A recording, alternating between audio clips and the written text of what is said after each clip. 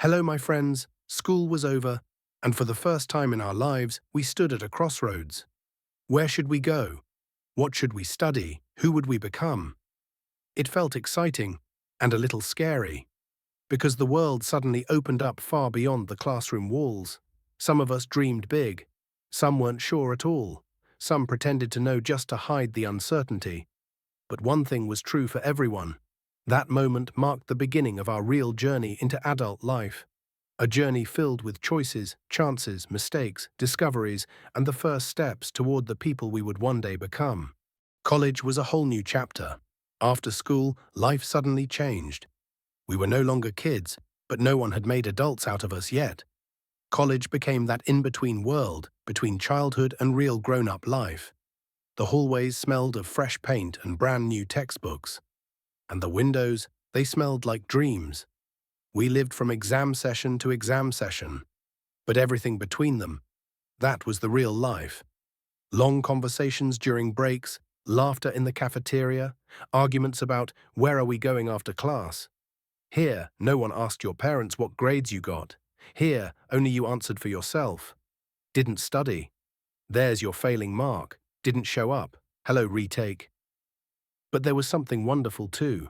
The first taste of independence, first part-time jobs, first trips out to nature with the whole group. And real friendship, sometimes even stronger than the friendships we had at school. In college, we didn't just learn a profession. We learned life. And even if it seemed that we were just joking around, talking endlessly, or sipping tea in the break room, that was exactly the time when our character was quietly being shaped. College was a world of its own. Classes, notebooks, friends, jokes, and that feeling that adult life was somewhere close, but not quite ready to knock on the door.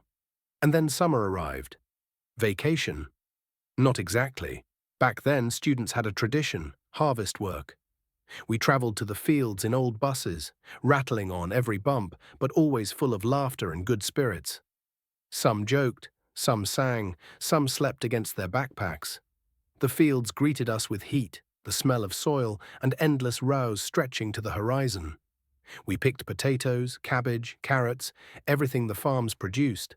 Our hands turned black with dirt, shirts stuck to our backs, but no one complained. We were young, strong, and full of energy. Evenings were the best part. A quiet breeze, songs with a guitar, tea in a big metal cup.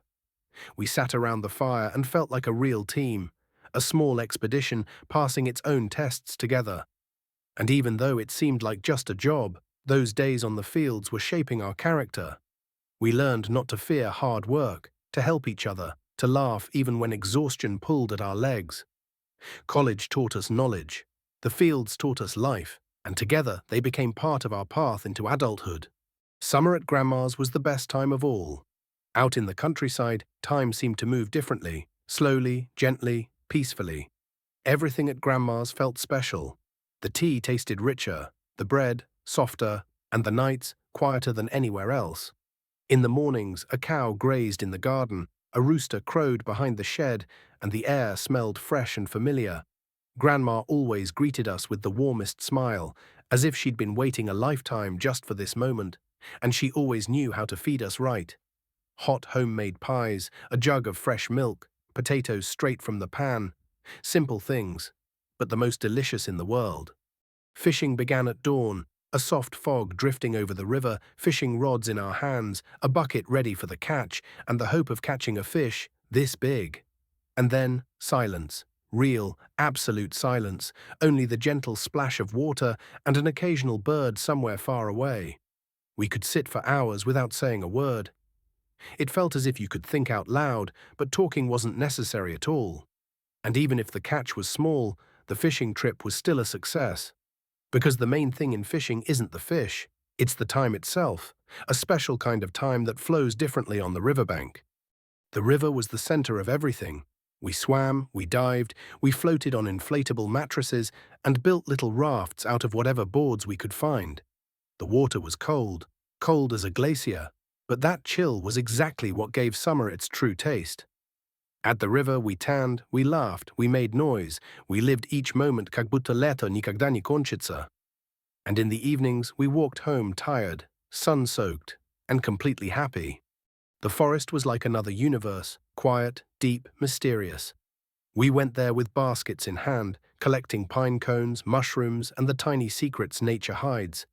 And in the evenings, back in Grandma's kitchen, we proudly told stories about the wolf tracks we found, even though they were just ordinary dog prints. But no one doubted it. In the forest, anything was possible. Summer days often turned into berry hunts. Wild strawberries right along the path. Blueberries hiding in the shade. Raspberries deep in the thick bushes where no one wanted to go. But everyone still went. We came back with stained hands, sweet lips, and sometimes with empty baskets. But the best berries were always the ones eaten right off the bush, warm from the sun, fresh, and tasting like summer itself. First love always arrives unexpectedly. It doesn't ask if you're ready, it doesn't warn you that your world is about to change. It simply appears, quietly, like a ray of sunlight at dawn. And suddenly everything around you feels different. I remember my first love as clearly as if it happened yesterday. She sat 2 rows away, and I'm sure, if we'd had phones back then, I'd have taken her picture every single break, but we only had notebooks. So I wrote her name in them, again and again. Her smile made the air around us brighter. When she spoke, it felt like even the walls leaned in to listen. And when she walked past me, my heart pounded so loudly I was certain the whole class could hear it. And of course, there was the note. That tiny but enormous step. Will you walk with me after class? Yes. No. My hand trembled when I passed it to her, and I waited for her answer the way you wait for exam results. She marked the box, yes. And in that moment, I was the happiest person in the world. We walked slowly, with no rush at all.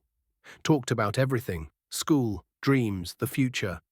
We laughed, we stayed silent, and every word, every glance felt like a treasure. There was shyness, awkward hugs, and that warm feeling that being next to her was enough to make the whole day brighter. First love rarely lasts long, but it stays with you forever. A gentle mark on your heart. It teaches you to feel, to cherish, to worry, to grow. Even years later, her smile returns in my memory like summer sunlight, bright, alive, and sweetly painful. First love is not about perfection. It's about the first moment your heart became too full for a feeling you didn't yet know how to explain. Army. The army doesn't begin with a uniform or an order. It begins on the day you receive your draft notice, the moment you realize childhood is over. Now everything is real. The morning of the call-up smelled of worry, the knock of a suitcase, and the feeling that life had split into before and after. Mom tried to stay strong, but her eyes said more than words. My father simply said, "Be a man. They'll teach you the rest." And they did. From the very first days, it felt like the whole world shrunk to a barracks, a marching line, and the command, "Company, rise." Your bed had to be made so perfectly they could photograph it for a textbook. Boots, shining, belt, straight, head, clear, even when it was 30 below outside. At first, everything was hard. Wake-ups before dawn, physical training so tough your legs shook. Commanders, strict but fair, and the soldiers beside you, just boys like you, with their own stories. But little by little, you understand. The army isn't about shaved heads or marching in formation. It's about character, responsibility, about becoming part of something greater than yourself. There, you meet real friends, tested not by words, but by hardship. You learn to stay silent when silence is needed, to help when no one is watching, to share your last apple, your last can of condensed milk, because tomorrow someone else may need it more. Sometimes it was very hard. Sometimes you missed home so much it hurt to swallow. Sometimes nostalgia hit like a wave. But those moments are the ones that make you stronger. Army life had many faces. Shooting practice, guard shifts, long night duties, letters read 100 times, rare phone calls home, and that pure joy when a package arrived from your parents.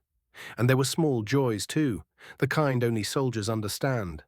A hot cup of tea after duty, 5 extra minutes of sleep, a joke from a friend that made the whole barracks laugh. Service taught the simplest, most important things, to value freedom, to value home, to value the people who are waiting for you.